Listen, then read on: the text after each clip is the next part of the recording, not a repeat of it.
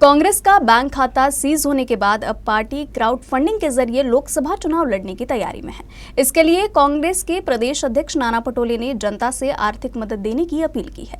नागपुर में बोलते हुए पटोले ने कहा कि हमने कांग्रेस उम्मीदवारों का IFSC कोड जारी कर दिया है और लोगों से आह्वान किया है कि वह पार्टी उम्मीदवारों को अपने वोट के साथ आर्थिक मदद भी दे। भाजप ज्या पद्धतीनं लोकशाही संपवण्यासाठी खालच्या पातळीवर आलेली आहे त्याचं उदाहरण एवढंच असं आहे की ऐन निवडणुकीच्या वेळेस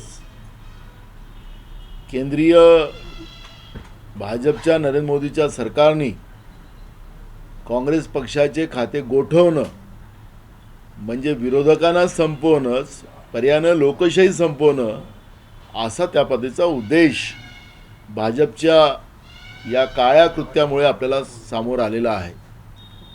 ज्या पद्धतीनं भाजपचे लोक सांगतात की इन्कम टॅक्सचा हिशोब यांनी दिला नाही, तर भाजपने इन्कम टॅक्सचा हिशोब कुठं दिला आतापर्यंत ते त्यांनी सांगावं। मग भाजपचे पण अकाउंट बंद करावेत, पण भाजपजवळ आपल्या अकाउंटमध्ये जे फंडिंग गोळा करून घेतलेली आहे ते गोमांस निर्यात करणाऱ्याकडूनही पैसे घेतले गेलेले आहेत, पाकिस्तानच्या कंपनीकडून घेतलेले आहेत। हे सगळे निदर्शनास आपल्याला आलेले आणि आपल्याला सगळ्यांना माहिती आहे।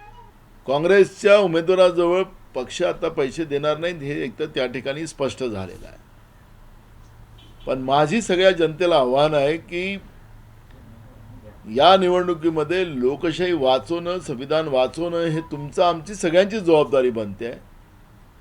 आमच्या उमेदवारांचा अकाउंट सुद्धा आम्ही त्या ठिकाणी आपल्या सगळ्यांच्या समोर त्या लोकसभेमध्ये जाहीर आम्ही करणार।